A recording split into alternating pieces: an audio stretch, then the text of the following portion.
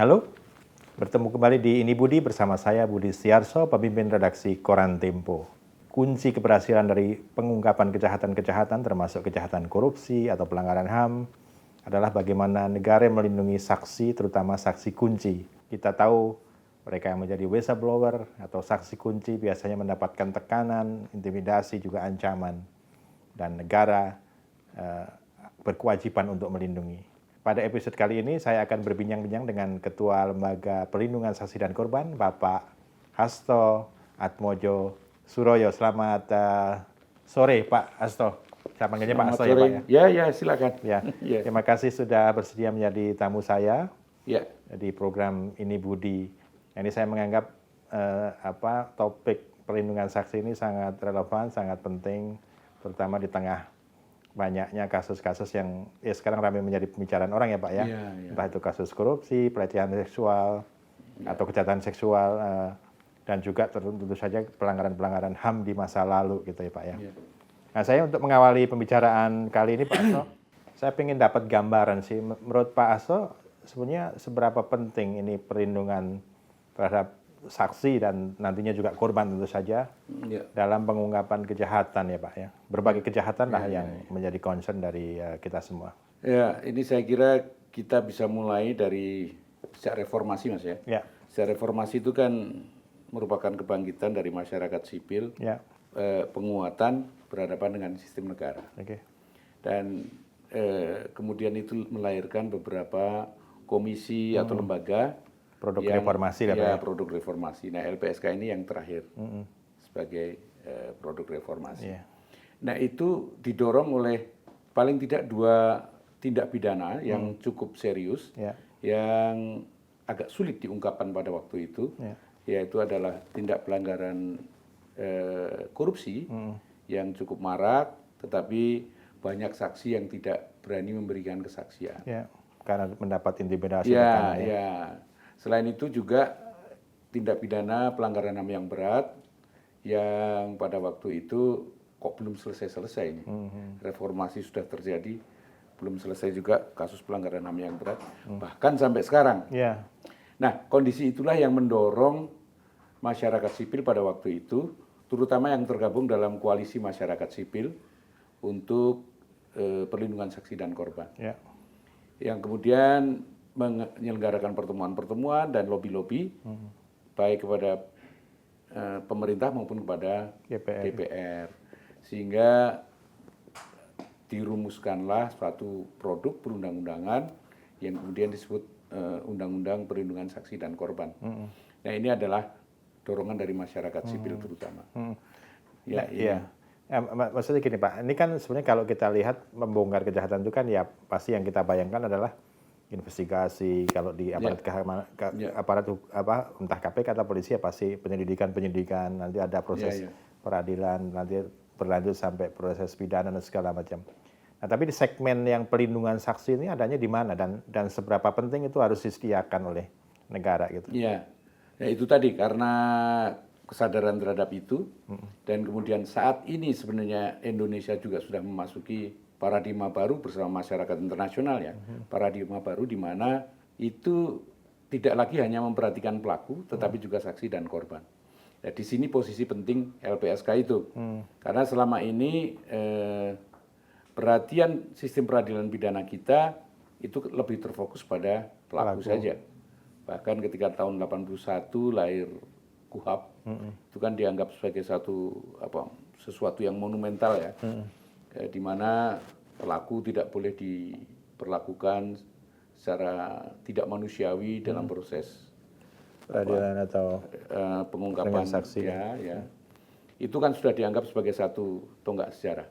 Nah, dalam perkembangan berikutnya sistem peradilan pidana ini mengalami pergeseran dan ternyata muncul paradigma baru, itu harus diberikan perhatian yang lebih khusus, yang lebih bersungguh-sungguh, terutama kepada saksi dan korban. Karena saksi dan korban ini mau tidak mau adalah dua kelompok yang sangat signifikan di dalam proses pengungkapan suatu tindak pidana. Untuk memberi gambar nih Pak Asto ya orang tahunya LPSK, Lembaga Perlindungan Saksi dan Korban. Saya pengen Pak Asto memberi gambaran sebenarnya ini apa aja sih kegiatannya gitu kan? Apa yang kayak kita lihat di film-film itu sampai mengubah identitas.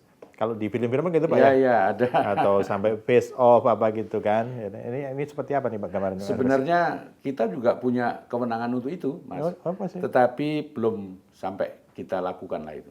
Jadi LPSK ini kalau bisa saya pengen jadi Reza Radian Pak wajah saya gitu. Yang sudah melakukan kan bukan untuk saksi dan korban, tapi untuk pelaku. Edi Tansil misalnya. Oh ya, tapi itu bukan LPSK ya? Bukan. Ya. Jadi kami ini mempunyai mandat untuk menangani beberapa tindak pidana tertentu, terutama tindak pidana yang berdimensi luar biasa dan organized crime lah kira-kira. Oleh karena itu muncul ada tindak pidana korupsi, pelanggaran HAM yang berat, terorisme, tindak pidana perdagangan orang, narkotika, kemudian penyiksaan, penganiayaan, tindak pidana kekerasan seksual pada anak dan perempuan. Itu kira-kira tindak pidana yang menjadi prioritas LPSK. TPPU juga menjadi bagian dari yang kita tangani, tapi biasanya TPPU itu berkorelasi dengan tindak pidana korupsi. Itu jenis tindak pidananya. LPSK ini mendapat mandat dari Undang-Undang Perlindungan Saksi dan Korban untuk memberikan layanan perlindungan kepada saksi dan korban ini. Sementara di dalam undang-undang itu disebutkan dalam penjelasannya, perlindungan itu bukan hanya dalam arti memberikan perlindungan saja, tetapi juga memberikan bantuan dalam bentuk bantuan rehabilitasi medis, rehabilitasi psikologis, dan rehabilitasi psikososial. Selain itu LPSK juga diberi mandat untuk memfasilitasi tuntutan dari para korban untuk mendapatkan kompensasi atau ganti rugi dari negara maupun restitusi ganti rugi dari pelaku. Secara umum kewenangan LPSK itu. Ya. Apa yang saya mungkin pengen contoh ya Pak ya. Yang terakhir apa yang ketika korban mendapatkan semacam kompensasi atau restitusi? Kalau nggak salah yang bom Bali ya Pak yang terakhir ya? Ya tindak pidana terorisme masa lalu. Masa lalu. Ya bukan hanya bom Bali tetapi diawali dari bom Bali. Karena Undang-Undang Nomor 5 Tahun 2018 itu kan ditarik mundur sampai peristiwa bom Bali. Karena ini perubahan dari perpunya. Titik ininya di bom Bali ya Pak ya? Ya, karena itu kan mulai ada perpu yang kemudian diubah menjadi Undang-Undang Nomor 5 Tahun 2018 ini. Ya cukup banyak yang kita sudah lakukan terhadap kasus-kasus terorisme ini. Ya. Sebenarnya sejak Undang-Undang kita ini kan tahun 2013 ya? Berapa? 2006. 2006. 2006 nomornya nomor 13. Ya, nomor 3. Kemudian 2008 LPSK berdiri, tapi 2014 kemudian terjadi perubahan undang-undang. Dalam perubahan undang-undang itu kemudian masuk perhatian yang lebih sungguh-sungguh memberikan mandat kepada LPSK ini untuk lebih nyata lagi memberikan perhatian kepada saksi dan korban, diantaranya untuk tindak pidana terorisme dan juga tindak pidana kekerasan seksual kepada anak. Pada waktu itu ini menjadi tindak pidana yang cukup menarik perhatian dan terjadi hampir di seluruh wilayah di Indonesia. Jadi kemudian dilakukanlah perubahan undang-undang itu. Nah, berdasarkan itu LPSK kemudian melakukan penguatan secara kelembagaan dan juga kita mulai menata organisasi maupun peraturan-peraturan secara internal sehingga untuk mengantisipasi permohonan kasus-kasus yang dimasukkan ke LPSK. Jadi cukup banyak yang jadi setelah bom Bali, semua kasus terorisme itu mendapatkan kompensasi, namanya kompensasi Pak ya? Kompensasi kalau kompensasi dari negara ya. Ada kriterianya nggak Pak? Apa yang boleh dapat atau enggak? Atau bagaimana prosedurnya? Jadi kalau menurut Undang-Undang Nomor 5 Tahun 2018, LPSK itu wajib memfasilitasi tuntutan kompensasi dari para korban. Korban ini bisa dibedakan menjadi dua kelompok ya. Kelompok korban masa lalu itu yang sebelum Undang-Undang Nomor 5 Tahun 2018 ditarik mundur ke 2002 bom Bali 1. Ya. Okay. Nah, setelah undang-undang ini setelah itu, 2018. Ya, 2018 itu kelompok yang berbeda lagi. Nah, untuk korban tindak pidana terorisme masa lalu itu undang-undang ini sangat progresif karena selain memberikan kompensasi juga kompensasi itu diberikan pada korban masa lalu dan tanpa melalui proses pengadilan. Oh, judgementnya siapa tuh? Jadi itu para korban itu meminta keterangan sebagai korban pada BNPT. Okay. Dan kemudian atas dasar itu LPSK akan melakukan assessment apakah korbannya ini meninggal, apakah korbannya mengalami luka-luka dengan derajat yang berat, menengah atau ringan gitu. Dan atas dasar itu kemudian LPSK membayarkan kompensasinya. Untuk gambaran berapa Pak masing-masing itu range? Yang disetujui oleh Kementerian Keuangan itu untuk korban meninggal dunia mendapatkan kompensasi 250 juta. Untuk korban dengan kategori luka berat itu 210 ya. Dan untuk korban luka menengah itu 115 dan korban luka ringan itu 75 juta. Tetapi itu maksimal. Tapi kalau untuk korban meninggal kan nggak ada maksimal. Iya, langsung aja. Iya. Itu yang 2018 ke sana ya Pak ya? Iya. Jadi itu tanpa pengadilan, pokoknya begitu disetujui oleh BNPT langsung dibayarkan gitu ya? Kita melakukan assessment untuk kita bekerja sama dengan Persatuan Dokter Forensik Indonesia. Karena kami kan tidak ahli untuk menentukan derajat luka. Jadi kami bekerja sama dengan Persatuan Dokter Forensik Indonesia untuk melakukan assessment. Ya. Jadi itu semua korban dari bom Bali kan berarti ada bom Marriott, bom Kedutaan Australia, bom Bali 2. Marriott terus, itu ada 2 juga. Iya, ada 2 kali. Terus bom ada Australia, juga Kedutaan. Ya, sampai ke sini itu berapa Pak kalau dari sisi akumulasi ininya? Kompensasi. Kompensasinya, waduh sangat banyak. Hitungannya saya tidak hafal Pak, tapi sudah. Tapi kalau yang pertama kali kita memberikan kompensasi kepada korban tindak pidana masa lalu ya, bersama Presiden Desember tahun lalu, itu bom Bali tanggal 16, itu bukan hanya bom Bali, tapi bom terorisme masa lalu, itu kurang lebih 215 miliar. Ya. 215 orang. Oh, oke. Itu jumlah uang yang kita bayarkan 50 miliar lebih lah. Ya. Untuk kasus itu saja, untuk kasus untuk event itu saja. Yang pokoknya ini bagian dari yang sebelum 2018 ya Pak ya? Iya. Kalau yang setelah 2018 harus melalui pengadilan. Proses yang berbeda ya? Ya, itu bervariasi tergantung vonis yang diberikan oleh hakimnya. Ada yang menerima ratusan juta saja, beberapa puluh juta saja, tetapi ada juga yang hampir 2M itu mendapatkan kompensasi. Sudah pernah itu Pak ya? Sudah pernah, ya. Nah, sebenarnya kalau kasus terorisme gitu kan rasanya nggak ada pro kontra ya Pak ya, pasti korban ya memang berhak mendapatkan kompensasi kan. Tapi untuk kasus-kasus yang lain yang lebih politis gitu kayak misalnya pelanggaran HAM gitu, itu gimana itu Pak? Ya, kasus pelanggaran HAM memang LPSK juga mengambil peran di situ ya. Tetapi peran yang dimainkan oleh LPSK ini kan ada di ujung ya.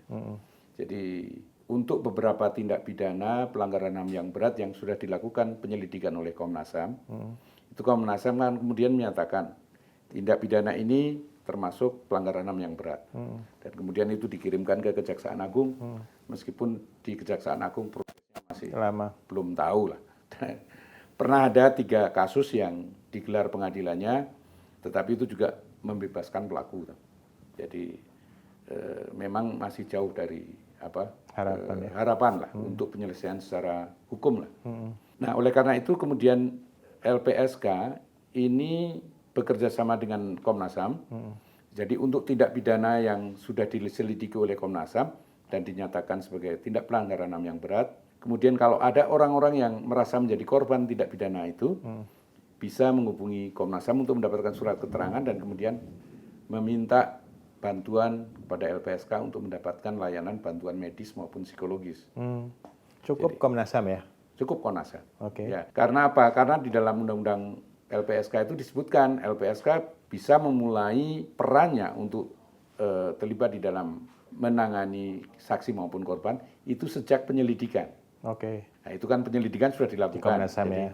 Ada landasan hukum bagi LPSK untuk memberikan layanan kepada para korban pelanggaran HAM yang berat ini. Itu ada cut off-nya nggak Pak kalau yang ini pelanggaran HAM itu? Sampai kasus apa nih? Boleh. Enggak, kalau buat LPSK lebih mudah. Karena ya dasarnya adalah tindak pidana pelanggaran HAM yang diselidiki oleh Komnas HAM dan dinyatakan sebagai pelanggaran HAM yang berat.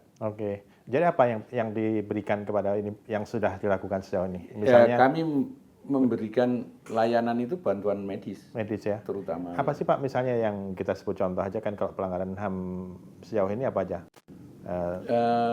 Pelanggaran HAM Priok, Talang Sari, Aceh itu ada 3 lokasi pelanggaran HAM yang di Jambu Kepok, di Simpang KKA, dan di Rumah Gedong. Dan yang paling banyak itu korban tindak pidana pelanggaran HAM yang berat 6566, itu yang jumlahnya paling banyak. Itu ada juga ya di sini? Iya. Bentuk ininya apa Pak? Ininya? Layanan LPSK ya memberikan layanan bantuan medis. Dan juga psikologis kalau diperlukan. Ada jangka waktunya nggak? Ya, karena anggaran LPSK yang sangat minim ya, kami tidak bisa memberikan layanan bantuan medis ini secara optimal sebenarnya, secara maksimal. Jadi kita memberikan layanan bantuan secara optimal saja, optimalnya menurut kami, dan itu ada batasnya 2 tahun yang kita berikan layanan bantuan medis kepada korban, baik itu yang secara reguler dibayarkan oleh LPSK, maupun yang kemudian dia diikutsertakan BPJS. Jadi yang membayar. Jadi ada program lain gitu ya? Ya, iurannya dibayarkan oleh LPSK. Itu juga 2 tahun saja? Ya. Berapa sih Pak budget APBN kita untuk ini program perlindungan saksi dan juga kompensasi untuk korban ini? Untuk semua ya. Kalau untuk semua itu LPSK kan tahun lalu hanya menerima 54 miliar. Nah itu habis dong untuk yang tadi bom itu. Ya, karena itu kemudian kita mengajukan APT, anggaran biaya tambahan, dan kemudian disetujui. Tapi kalau untuk kompensasi memang sudah ada komitmen dari pemerintah. Bukan di luar, itu di luar yang 54 sekian miliar. Sebelum lebih jauh, saya ingin, ini kan tadi korban ya Pak, kita bicara. Saya tertarik untuk bicara soal perlindungan terhadap saksi ini tadi. Saksi ini saya pikir bagaimana LPSK bisa melindungi katakanlah whistleblower atau orang-orang yang memang bekerja untuk atau dalam situasi tertentu dia harus menjadi saksi kunci dan segala macam. Nah ini tadi saya udah nanya apakah bisa sampai face off atau apa untuk apa namanya LPSK ini sejauh mana dia bisa menjalankannya gitu? Ya, kalau apa face off segala macam memang itu ada dalam kewenangan diatur oleh undang-undang, tapi LPSK belum pernah melakukan. Sepanjang yang kita alami itu penggantian baru pada identitas, itu pun sangat identitas kependudukan saja. Padahal sebenarnya kita mempunyai kewenangan juga untuk mengganti identitas secara lengkap ya. Tetapi kalau buat Indonesia kan ini problemnya bukan hanya problem hukum. Nggak relevan ya Pak ya? Problem kultural juga. Problem kultural itu misalnya seseorang yang misalnya orang Batak punya marga. Dia harus kehilangan marga. Itu artinya dia harus tercerabut dari akar budayanya. Di Indonesia ada problema itu ya. Barangkali ini yang menyebabkan penggantian identitas itu kurang menjadi pilihan dari para saksi dan korban untuk dilakukan. Gitu. Kalau tadi yang sudah sempat mengubah itu untuk kasus ini, kasus kekerasan seksual pada seorang anak dan kemudian anak ini tidak mau bersekolah karena sudah terlanjur diumumkanlah di media atau dia korban gitu ya. Namanya disebut gitu. Iya. Ya, jadi kemudian dia tidak mau bersekolah, akhirnya kita membantu untuk mengganti identitas dan memindahkan ke sekolah lain. Dia korban ya Pak berarti ya? Jadi korban. Jadi kemudian nama dari yang bersangkutan ini berubah gitu. Di semua kita fasilitasi untuk ke Dukcapil untuk bisa digantikan. Iya. Ya, ini untuk apa namanya sekedar pengetahuan ya Pak. Mestinya kalau korban kekerasan seksual itu untuk media memang ada kewajiban untuk menyamarkan semua. Bahkan alamatnya pun kalau bisa jangan disebut secara ini akurat. Juga saya kira hal yang perlu diperhatikan oleh teman-teman media ya. Karena seringkali media kan terlalu bersemangat. Ya, sangat detail gitu ya. Belum tentu niatnya buruk, tetapi niatnya justru mau membantu, tetapi betul. ada efek seperti jadi itu tadi perubahan identitas korban kekerasan seksual. Berapa banyak yang sudah dijalankan seperti itu? Belum banyak juga, tapi kalau perubahan identitas nama dan sebagainya itu ada beberapa. Tetapi yang banyak itu upaya untuk memindahkan sekolah karena yang bersangkutan tidak mau lagi bersekolah di sekolah lama misalnya. Atau pindah kota. Iya. Atau mungkin Pak Hasto mungkin punya cerita nih soal bagaimana sih LPSK bekerja gitu. Jadi orang punya gambaran ini, ini serius juga untuk melindungi saksi gitu kan. Bisa nggak Pak ada sesuatu yang agak sedikit detail gitu diceritakan? Iya, ada beberapa kasus ya, kasus pidana misalnya kita melindungi saksi, juga saksi yang bersangkutan ini juga sekaligus pelaku. Itu misalnya untuk kasus-kasus mega korupsi yang terjadi beberapa waktu yang lalu, kita memberikan perlindungan pada saksinya ini sampai hampir 10 tahun. Karena banyaknya kasus yang dia terlibat di dalamnya. Ada kasus ini udah selesai, kasus yang lain lagi disidangkan dan sebagainya. Itu sampai hampir 10 tahun kita memberikan perlindungan. Ini boleh disebut nggak sih namanya? Saya kira nggak usah. Kan kasusnya udah selesai rasanya ya? Kasusnya udah selesai. Bentuknya apa itu Pak perlindungannya? Kita memberikan perlindungan di rumah aman dan juga dengan pertimbangan tertentu setelah cukup tidak perlu di rumah aman lagi ya kita berikan layanan perlindungan dengan menempatkan pengawalan di tempat tinggal yang bersangkutan. Selama 10 tahun itu Pak? Ya. Yang lain lagi adalah kasus Kanjeng Dimas kalau pernah mendengar ya. Itu sekitar tahun Jawa Timur ya? Ya 2016 saya kira ya. Itu di Jawa Timur. Itu kasus penipuan ya Pak ya? Penipuan penggandaan uang. Itu yang lebih menarik perhatian masyarakat. Padahal ada persoalan yang lebih serius, itu kasus pembunuhannya. Ya, jadi pembunuhan yang dilakukan oleh si Kanjeng Dimas ini. Kanjeng Dimas atau paling tidak atas perintah Kanjeng Dimas ini kepada beberapa orang yang menjadi anggotanya lah gitu.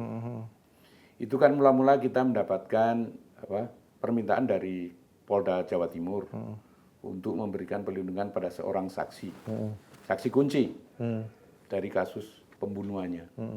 Nah, saksi ini kemudian kita lindungi, kita tempatkan di rumah aman, dan yang menarik karena kita memberikan perlindungan kepada saksi ini, kemudian terungkap beberapa informasi yang kemudian itu menjadi bahan bagi Polda Jawa Timur untuk mengungkap kasus ini secara lebih luas lagi. Jadi si saksi ini bercerita kepada LPSK, pendampingnya lah kurang lebih gitu ya. Dan kemudian itu yang kita sampaikan sebagai informasi kepada Polda Jawa Timur, dan kemudian Polda Jawa Timur menindaklanjuti itu. Dan kenapa dia harus dilindungi, Pak? Ya pada waktu itu apa yang dia alami waktu itu? Ya dia terancam. Terancam. Seberapa kuat powernya si Kanjeng Dimas ini? Nah, itu sampai ada pembunuhan yang bisa dilakukan pada beberapa orang yang sebenarnya ada di dalam struktur organisasi mereka sendiri, tapi karena dianggap kemudian membahayakan, kemudian dieksekusi.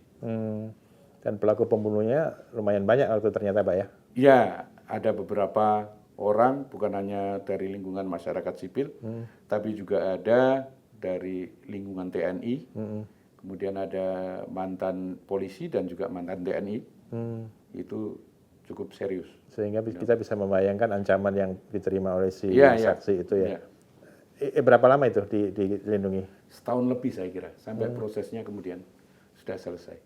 Orangnya sekarang aman-aman aja Pak setelah sekian? Aman-aman saja. Nah, ini saya kira masih sering komunikasi dengan teman-teman LPSK saya kira. Oh gitu ya, jadi masih ada hubungan serahnya gitu ya. Iya. Nah ini kan Kanjeng Dimas bisa disebut, kok yang korupsi tadi nggak boleh disebut? Ya, karena masih ada sebagian yang kasusnya belum selesai. Oh, jadi itu sampai 10 tahun. Saya boleh nyebut nama nggak Pak? Ini kasus Nasarudin yang banyak, memang kasusnya banyak sekali. Ya mestinya harus dipublikasi, harus di riset segala macam ya kalau teman-teman mau mengikuti kasusnya. Nasarudin memang banyak sekali kasusnya, ada kasus Wisma Atlet, ada kasus fasilitas kesehatan di berbagai kampus ya Pak ya. Hambalang ini memang waktu itu sangat menarik perhatian publik karena melibatkan partai berkuasa ya Pak ya. Ini salah satu saksinya dilindungi oleh LPSK atau beberapa? Ada beberapa, tapi yang kemudian sampai hampir 9 tahun lebih itu satu saksi. Ya. Apa sih Pak yang mereka peroleh ketika seseorang masuk di dalam program LPSK ini? Ya, dia mendapatkan perlindungan sepenuhnya. Fisik ya. Saja? Fisik, ya. Atau termasuk jaminan pendapatan dan segala macam? Bukan jaminan pendapatan, tetapi kalau LPSK itu istilahnya bantuan biaya hidup sementara. Tapi kalau bantuan hidup biaya sementara yang bisa diberikan oleh LPSK kan tidak sebanding dengan kekayaan mereka sendiri. Jadi kalau untuk itu saya kira mereka masih bisa membiayai sendiri. Oh, ya. Jadi mereka tetap bisa hidup di rumah masing-masing? Ketika dirasakan sudah tidak perlu lagi di rumah aman, bisa tinggal di rumah mereka sendiri atau di tempat yang mereka tunjuk dan kita petakan bahwa cukup aman, ya nanti tinggal ditempatkan tenaga pengawalan di situ. Jadi yang 10 tahun tadi itu campur ya Pak antara yang di dalam safe house sama yang di rumah dia gitu ya. Nah itu berapa ini Pak kekuatan yang dikerahkan kalau misalnya ada kasus-kasus yang sebesar itu? Kekuatan ya untuk melindungi fisik. Oh ya. Itu 24 jam ya? 24 jam. 24 jam. Berapa orang? Ya kita kan tergantung dari setiap event itu ya. Event tertentu kan kita bisa berhitungan, oh ini kita cukup dengan sekian orang. Selalu begitu. Oh ada asesmennya gitu ya? Ya ada asesmennya. Nah itu siapa tuh Pak yang melakukan asesmen biasanya? Asesmennya ini dilakukan oleh tenaga ahli dan berkonsultasi dengan penanggung jawabnya. Penanggung jawabnya ini adalah salah satu anggota atau pimpinan LPSK. Jadi ini layak nggak diteruskan atau layak nggak atau gini, kalau misalnya saya nih saksi gitu ya, saya merasa keamanan saya terancam gitu. Nah ini gimana prosesnya? Cukup melapor gitu atau harus ada adjustment dari entah itu KPK atau polisi atau apa gitu? Ya jadi selain permohonan itu bisa diajukan oleh yang bersangkutan sendiri, juga bisa diajukan oleh keluarganya, atau oleh pendamping, atau oleh penasihat hukumnya.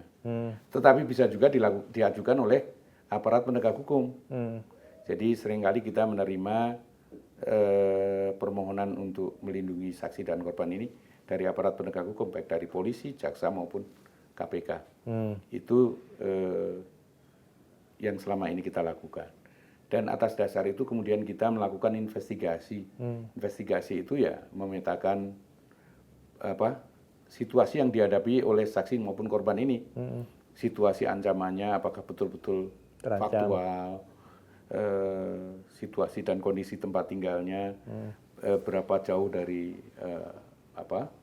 fasilitas-fasilitas keamanan, fasilitas kesehatan dan sebagainya. Itu kita lakukan, dan atas dasar itu kemudian tim ini kemudian menyusun satu risalah yang dibawa ke rapat paripurna untuk diputuskan apakah benar yang bersangkutan memerlukan perlindungan dan dalam bentuk apa. Seringkali perlindungan ini muncul dari ketakutan saja kan. Oh, oke. Jadi trauma gitu. Ya, itu yang kemudian kita lakukan assessment untuk kita yakinkan betul bahwa, terutama meyakinkan diri kita sendiri bahwa yang bersangkutan memang perlu perlindungan. Jadi umumnya berapa lama itu dari mulai seseorang minta dilindungi sampai diputuskan gitu? Rata-rata 1 bulan lah kira-kira. 1 bulan. Ya. Karena ya selain banyaknya permohonan yang masuk, seringkali kita berhadapan dengan keterbatasan tenaga kita ya. Jadi kita hitung rata-rata ya 1 bulan lah. Rata-rata ya. Kalau selain anggaran ya, tadi kan anggarannya memang mungkin hanya bisa memberikan optimum ya kalau istilahnya Pak Asta, bukan maksimum. Apalagi yang mestinya bisa ditingkatkan gitu untuk memenuhi standar perlindungan saksi dan korban yang bagus gitulah. Saya kira manpower. Manpower ini juga memerlukan penambahan ya. Dan itu cukup. Jumlah atau kualitas, Pak? Baik jumlah maupun kualitas. Selain itu juga persebaran wilayah layanan. Karena selama ini kan baru ada di Jakarta saja kita. Kita baru punya 2 kantor perwakilan, itu di Jogja dan di Medan. Tapi itu juga belum bisa secara operasional berjalan dengan baik. Jadi tetap dengan dukungan dari Jakarta. Karena kalau seperti ini terus itu juga biaya tinggi juga operasi kita. Kalau misalnya kita memberikan layanan ke Maluku, Papua, itu kan biayanya sangat tinggi. Oleh karena itu ya, saya kira perlu ada respon dari pemerintah agar LPSK bisa memberikan layanan secara lebih luas, itu untuk mendirikan kantor-kantor perwakilan di daerah. Itu memperpendek akses dari korban kepada maupun saksi kepada LPSK. Kalau problemnya tadi yang sudah disebutkan Pak Aso di awal ya, ada apa tadi, kekerasan seksual, narkoba, itu pun mestinya akan meningkat juga ya Pak ke depannya. Iya. Terutama kekerasan seksual ini saya heran ini. Hampir tiap Senin, karena kami setiap Senin itu ada sidang untuk memutuskan perlindungan itu ya. Selalu saja ada kasus-kasus kekerasan seksual dari berbagai daerah di Indonesia. Mereka korban yang meminta perlindungan atau apa yang dibahas di setiap hari Senin itu? Ya, itu permohonan yang sudah dilakukan investigasi kemudian dibahas di sidang itu ya. Dan itu ternyata pelakunya itu adalah orang-orang dekat dari korban biasanya. Ini sesuai dengan penelitian Komnas Perempuan kalau nggak salah ya? Ya. Bahwa pelaku kejahatan seksual biasanya orang yang dihormati atau orang-orang sekitar gitu ya? Ya. Ini trennya sama juga ya? Trennya sama. Jadi biasanya ada relasi kuasa antara pelaku dan korban, kemudian orang dekat. Orang dekat ini yang seringkali tidak terduga-duga, ada kakak kandung, saudara kandung, ayah kandung, ayah tiri, kakek kandung, kakek tiri. Jadi luar biasa ini. Nah ini biasanya apa Pak yang dilakukan oleh LPSK ketika yang diputusin setiap hari Senin itu apa aja? Ya macam-macam permohonan, diantaranya itu tadi. Tapi juga saat ini kita sedang menangani percepatan untuk melayani permohonan kompensasi dari tindak pelanggaran HAM yang tindak terorisme masa lalu. Karena ini hanya dibatasi sampai bulan Juni nih permohonannya. Oh, kenapa Juni? Oh, tanggal ini ya, 22 Juni kalau nggak salah. Iya. Karena undang-undangnya 22 mengatakan. Juni minggu lalu dong. Iya. Udah habis. Iya. 3 tahun setelah undang-undang keluar, korban tindak pidana terorisme masa lalu ini harus sudah selesai. Jadi 3 tahunnya ya nanti bulan Juni. Ya. Sekarang meeting benar-benar Juni bulan depan. Iya. Oh itu itu yang sekarang kita sedang percepat, dalam artian kita lakukan promosi, kita lakukan sosialisasi, kita kejar siapa yang korban yang belum sempat dilayani, supaya dalam batas waktu itu semua sudah mengajukan permohonan kepada LPSK, meskipun prosesnya nanti setelah bulan Juni masih bisa dilakukan. Dan itu tadi prosesnya cukup lapor ke BNPT ya Pak, minta keterangan itu. Ya. Nah, saya pengen kembali tadi Pak ke yang kejahatan seksual itu ya. Kalau nggak salah kan Mas kemarin ramai juga ya di salah satu kota di Jawa Timur kan. LPSK masuk ke situ juga yang di Jombang itu kan. Iya. Oh, ada sempat investigasinya Pak? Ya, ini kan kasus yang sudah cukup lama ya. Polisi 2018 kalau nggak salah ya. Polisi sudah melakukan penyelidikan, penyidikan, dan sudah menyerahkan ke kejaksaan, tetapi selalu dikembalikan karena kurang bukti menurut kejaksaan. Tapi untuk kasus-kasus tindak pidana susila ini, saya kira ya aparat penegak hukum itu yang perlu ditingkatkan adalah perspektifnya terhadap korban, keberpihakan pada korban. Jadi kalau terlalu ketat pada pembuktian ya, untuk kasus-kasus susila kan seringkali saksi nggak ada. Siapa yang mau? Misalnya seperti itu. Jadi aparat penegak hukum ya berdasarkan keyakinan mestinya dilakukan. Apalagi hakim. Kalau hakim kan apa yang dia putuskan ini perintah Tuhan. Jadi lakukan saja dengan pertimbangan perspektif keberpihakan pada korban. Selama ini kan klaim bahwa setiap polisian memang sudah ada desk yang dikhususkan untuk perempuan seksual kan. Ada petugasnya perempuan dan segala macam. Itu belum cukup ya Pak ya? Saya kira belum cukup. Pemahaman terhadap korban, baik itu anak maupun perempuan, ini kan bukan monopoli jenis kelamin tertentu. Itu semua orang mempunyai peluang yang sama. Nah, biasanya untuk kanit PPA itu biasanya perempuan ya. Ya, meskipun sebenarnya pemahaman terhadap kesetaraan gender itu juga bukan hanya monopoli perempuan, tetapi juga laki-laki juga. Jadi itu yang saya kira perlu perubahan yang lebih mendasar, pemahaman terhadap kesetaraan gender dan sebagainya itu. Selama ini kan kalau misalnya ada kasus kejahatan seksual ditanyain, kamu suka atau enggak gitu-gitu kan biasanya katanya kalau keluhan-keluhannya ya Pak ya. Dan itu menyakitkan. Traumanya tambah lagi Pak ya. Jadi itu satu peristiwa yang menjadi reviktimisasi buat korban itu. Dia merasa dikorbankan kembali. Dengan pertanyaan. Dan kadang-kadang kan setiap proses ditanya itu lagi. Nanti pindah ini lagi, ditanyakan lagi. Di sidang itu lagi gitu ya. Jadi kayak membuka luka terus-menerus ya Pak ya. Nah, apa yang terjadi di Jombang itu kan? Kenapa Komnas LPSK perlu masuk ke situ?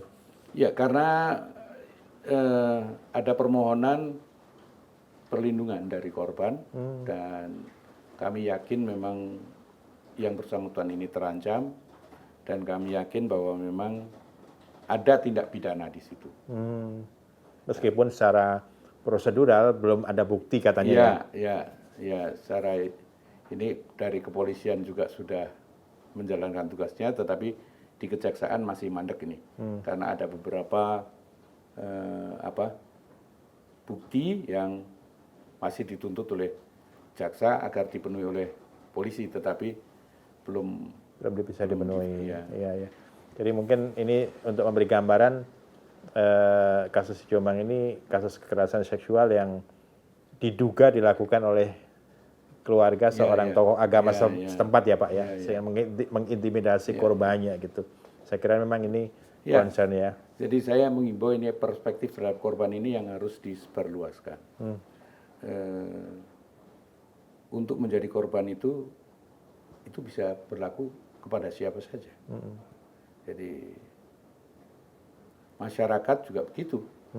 Setiap saat bisa saja menjadi korban atau menjadi keluarga korban.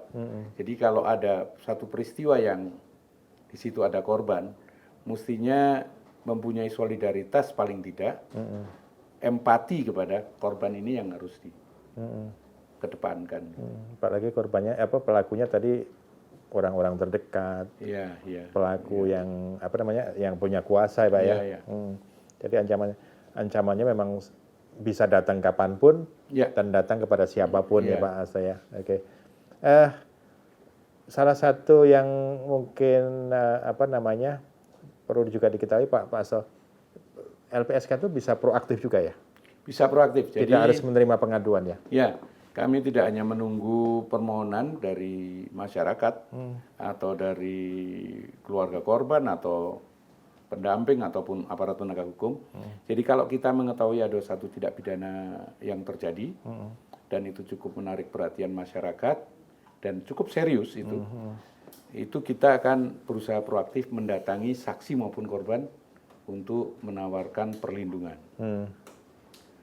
Bisa proaktif ya? Ya, tetapi bisa juga kemudian korban atau saksi tidak mengajukan permohonan.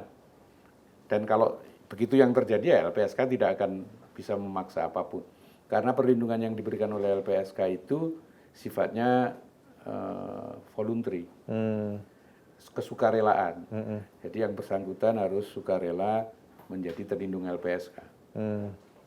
Dulu yang salah satu yang proaktif yang waktu Pak Wiranto ditusuk Pak ya? Ya. Di Pandeglang itu. Ya. Gimana ceritanya itu Pak? Ya, begitu terjadi peristiwa itu kan kemudian dinyatakan sebagai satu tindak pidana terorisme. Kita kemudian aktif menghubungi Pak Wiranto melalui stafnya, melalui keluarganya dan sebagainya. Kami hanya akan menjalankan undang-undang saja itu. Karena memang mandat. Karena dia korban ya? Karena dia korban. Siapapun dia adalah korban. Korban yang kebetulan Menko Polhukam ya. Ya, akhirnya ya kita bisa yakinkan Pak Wiranto bahwa LPSK bisa memberikan layanan bantuan, perlindungan maupun memfasilitasi tuntutan restitusi kompensasi. Apa jawaban Pak Wiranto waktu itu Pak? Pada waktu itu beliau nggak mau karena beliau khawatir pasti akan dipelintir lah ini, mentang-mentang pejabat Wiranto gitu. Tapi ya kita bisa jalankan itu dengan baik. Pak Wiranto akhirnya masuk dalam program? Masuk dalam program, bisa kita bersama asuransi ya, Jasindo atau apa saya nggak ingat itu, dan juga Asabri, itu kan memberikan layanan bantuan medisnya. LPSK juga ikut dengan jumlah yang kecil akhirnya karena sudah cukup besar orang yang institusi yang membantu. Asuransi tadi. Ya.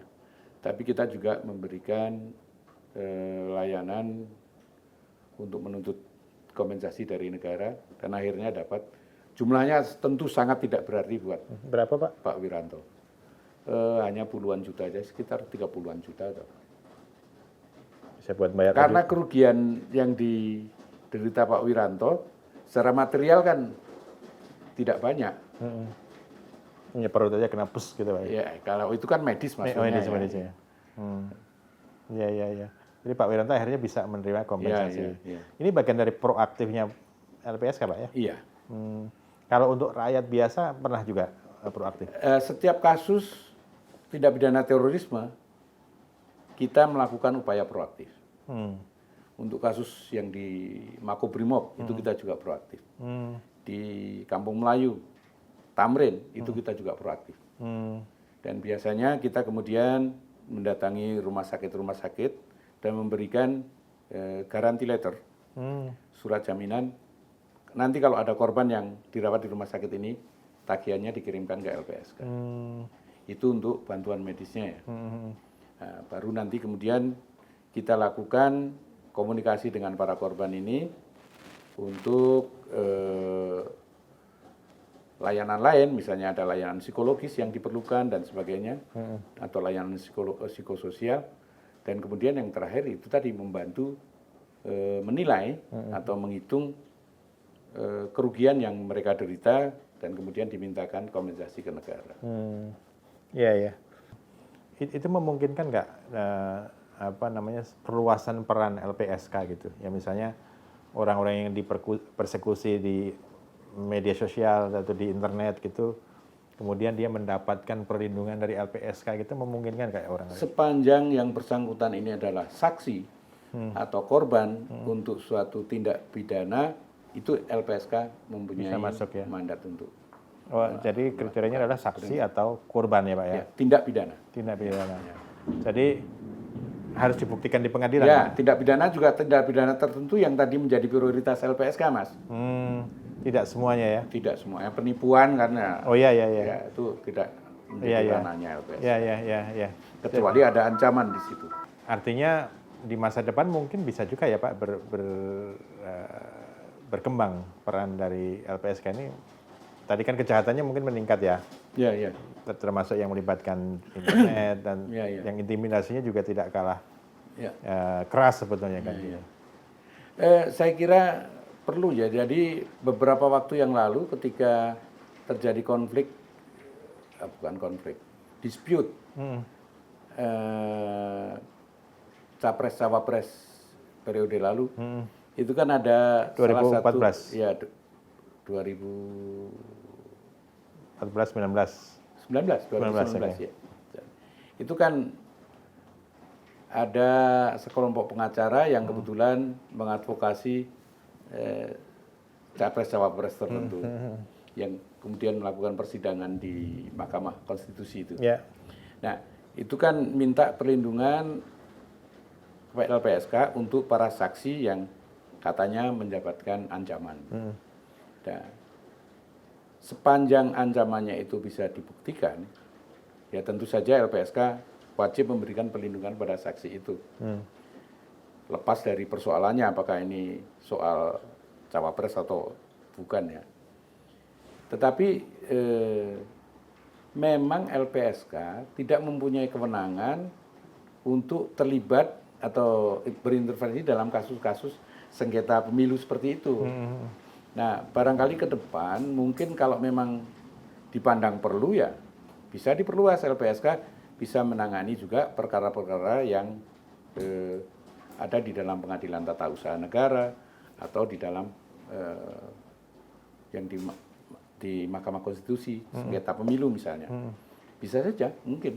Sepanjang tadi ya ada intimidasi atau ancaman-ancaman. Kalau sekarang sepanjang intimidasi itu sudah pasti. Tetapi maksud saya secara substansi, kalau pidana itu dianggap pidana prioritas yang perlu ya kita bisa. Tapi kan itu belum. Itu masih memerlukan. Ini mungkin saya agak bias Pak ya, pengen nanya sedikit soal perlindungan terhadap jurnalis. Ini kan juga satu isu yang penting juga kan. Saya kira terima kasih juga LPSK sudah turun waktu ada satu jurnalis Tempo yang di Surabaya. Ya, itu saya kira kita juga proaktif setengahnya. Setengah ya, langsung datang ke sana ya, Wakil Ketua LPSK. Tapi ancaman semacam ini menurut Pak Hasto memang concern juga dari LPSK. Ya. Jadi kita kan mengemban juga semangat pemajuan perlindungan dan perlindungan hak asasi manusia. Nah, itu esensi yang juga diemban oleh LPSK sebenarnya. Jadi untuk kasus-kasus terutama untuk jurnalis ya, yang menerima ancaman, apalagi kalau ada pemaksaan, kekerasan dan sebagainya, itu kami biasanya akan ikut memberikan perhatian. Jadi yang kemarin Tempo itu termasuk proaktif ya di korespondennya. Ya.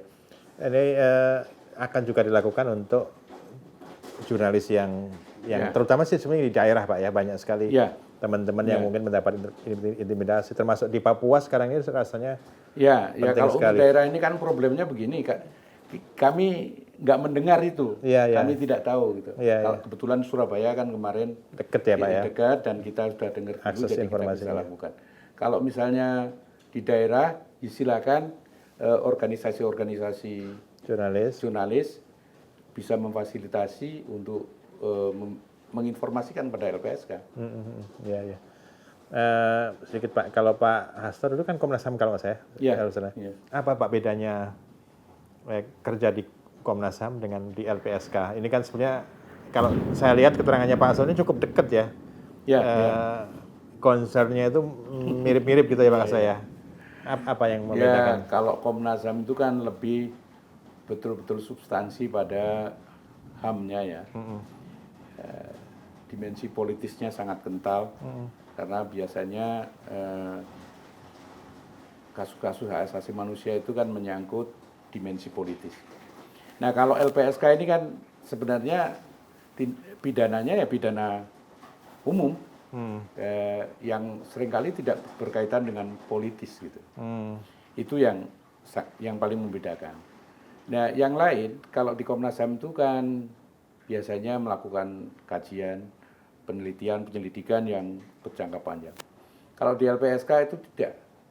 Karena kita melekat dalam sistem peradilan pidana, itu urusannya hampir setiap hari berbeda gitu. Jadi ada kasus masuk lain lagi gitu. Itu aja. Lebih berat yang mana Pak? Lebih berat mana dari sisi Pak Hasto sendiri? Kalau dari sisi waktu dan pikiran, di sini lebih banyak. Karena waktunya hampir sulit untuk lepas gitu ya. Kalau Komnas HAM kan seringkali satu perkara itu bisa sangat panjang untuk melakukan penyelidikannya dan sebagainya. Jadi lebih teknis ya Pak ya kalau lebih teknis ini. Ya. Soal teknisnya saya sedikit penasaran soal safe house sih Pak. Safe house itu apa sih ininya Pak? Biasanya bentuk yang diberikan kepada safe house ini adalah bangunan yang disediakan oleh LPSK untuk memberikan rasa aman pada seorang saksi maupun korban dengan tingkat pengamanan yang maksimal. Oleh karena itu untuk safe house LPSK itu mempertimbangkan berbagai hal, bukan hanya fasilitas gedungnya saja, tapi juga pengamanannya, escape-nya, kemudian tempatnya itu dari berbagai fasilitas yang lain harus dipertimbangkan dan sebagainya. Dan yang lebih perlu dipertimbangkan juga, karena orang yang ditempatkan di safe house itu bukan seorang tahanan, bukan seorang napi, ya dia harus dibuat senyaman mungkin di situ. Jadi kita berikan fasilitasi yang membuat mereka nyaman, kerasan tinggal di situ. Karena apa? Karena seorang yang ditempatkan di safe house itu sedikit banyak harus terisolasi. Dia dibatasi komunikasi dengan temannya, saudaranya dan sebagainya. Boleh berkomunikasi dengan izin dan difasilitasi oleh LPSK. Pendamping ya. Mau ketemu juga begitu, harus difasilitasi dan didampingi oleh LPSK. Ini properti yang tetap atau bisa pindah-pindah Pak? Ada yang tetap dan sebenarnya kalau untuk safe house itu kami proper yang mobile. Oke, pindah-pindah gitu ya. Kontrak ya berarti biasanya Pak? Iya. Teknis sekali pertanyaan saya. Pak, saya pertanyaan terakhir mungkin Pak Hasto bisa pendek saja. Kira-kira tantangan seperti apa sih yang akan dihadapi kita, ya negara kita dalam melindungi saksi, korban, terutama yang tadi dengan berkembangnya kejahatan di masa depan kan, saya kira terus berkembang gitu. Apa menurut Pak Asto yang kalau tantangan yang dihadapi oleh PSK ini, terutama dengan tindak pidana yang menjadi prioritas kita, itu adalah penguatan dari organized crime. Organized crime ini kan seringkali bukan hanya berdimensi nasional, tetapi juga transnasional. Seringkali bukan hanya dilakukan oleh para penjahat saja atau para mafia saja, tapi juga seringkali ada keterlibatan dari unsur negara di situ. Unsur negara ini oknum-oknum yang, saya kira ini yang ke depan perlu diantisipasi. Jadi negara juga perlu lebih bersungguh-sungguh lagi memperhatikan lembaga-lembaga, bukan hanya aparat penegak hukum, tapi juga seperti LPSK ini untuk bisa mengatasi persoalan-persoalan semacam itu. Oke, terima kasih Pak Hasto Atmojo sudah memberikan gambaran kepada saya, kepada kita semua tentang bagaimana sih usaha untuk melindungi saksi, melindungi korban. Tadi saya mungkin highlight sedikit soal pentingnya kita semua memperhitungkan atau memprioritaskan perspektif korban. Terima kasih Pak Hasto, terima kasih yang sudah mengikuti acara ini. Saya Budi Setiarso, pemimpin redaksi Koran Tempo, mohon pamit. Kita bertemu kembali di Ini Budi episode berikutnya. Salam. Terima kasih Pak Hasto.